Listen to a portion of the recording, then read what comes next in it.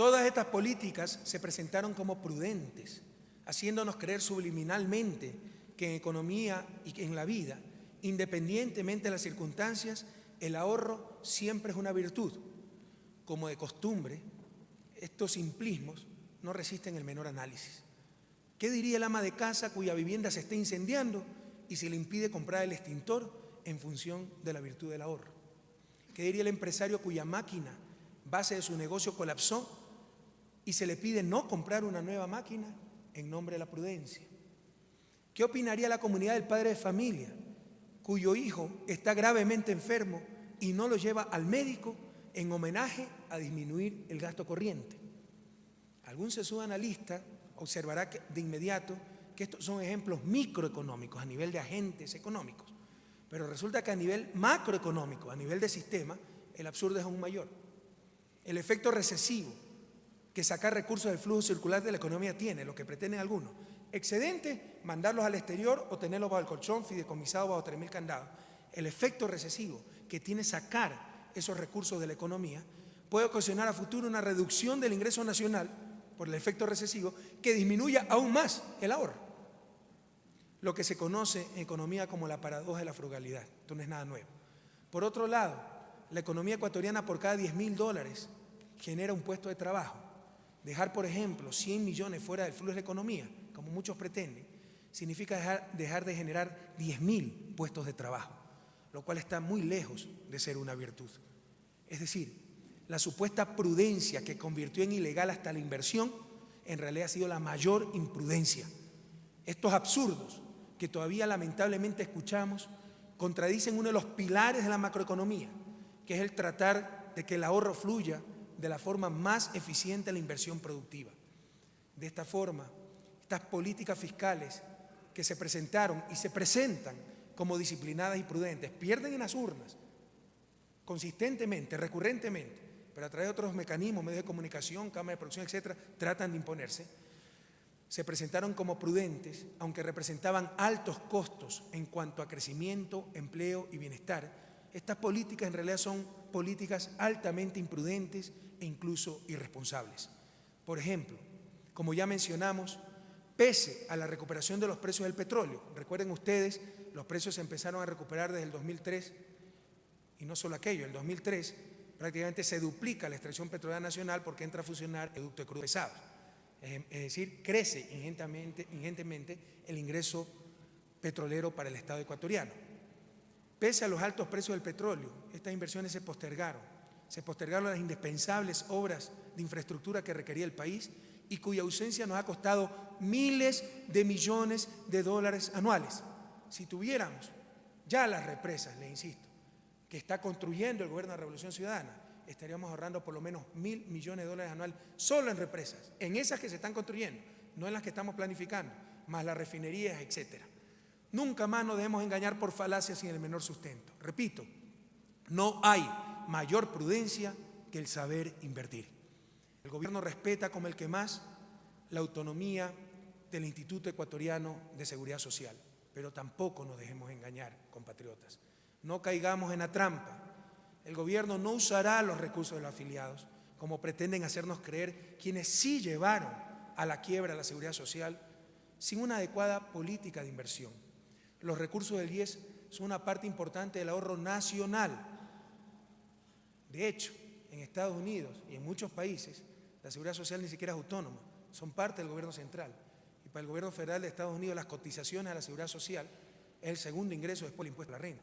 Si financiar al gobierno con los recursos de la seguridad social es una irresponsabilidad y un robo al bolsillo de los afiliados, quiere decir que el gobierno de Estados Unidos es el ladrón más grande del planeta, ¿verdad? No resiste ningún análisis a posturas, pero con las cuales nos bombardean día y noche para tratar de boicotear a un gobierno que está enfrentando una crisis que no produjimos.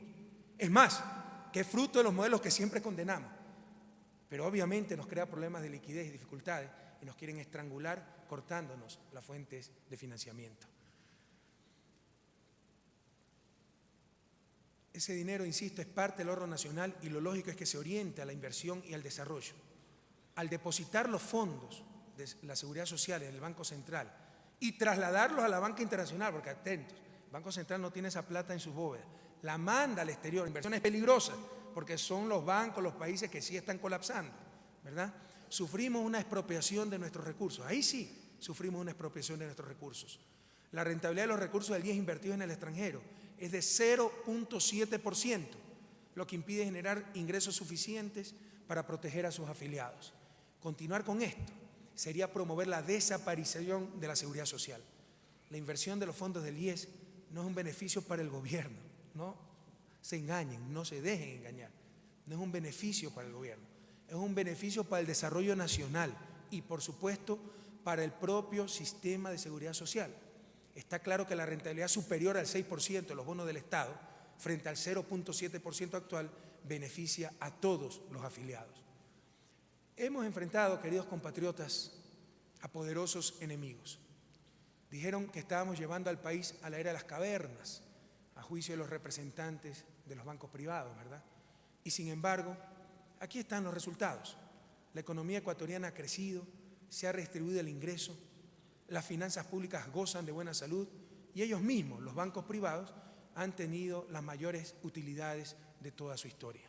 Veamos las cifras con un poco de mayor detenimiento. En cuanto a reactivación productiva, pasemos por favor.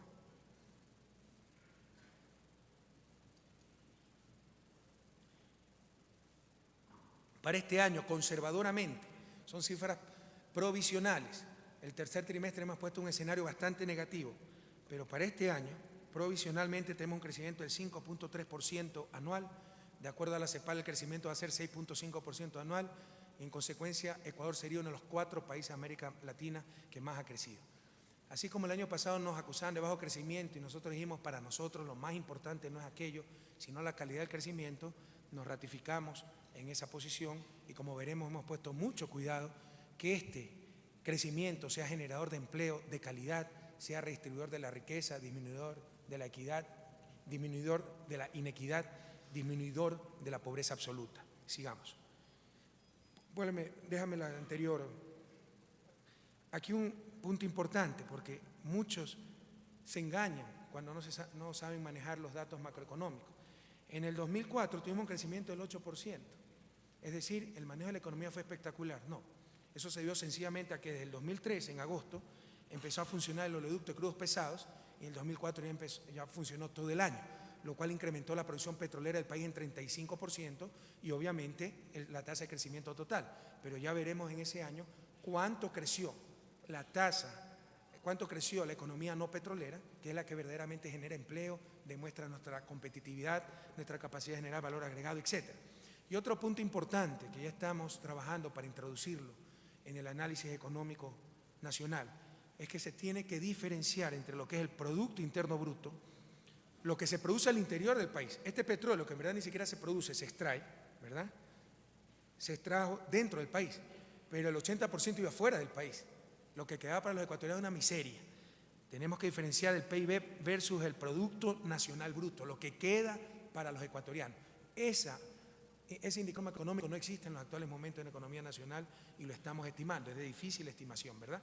Pero es necesario porque en una economía como la nuestra puede haber una gran diferencia entre Producto Interno Bruto y Producto Nacional Bruto y lo que nos interesa no es cuánto se extrajo en el país, es cuánto quedó en el país.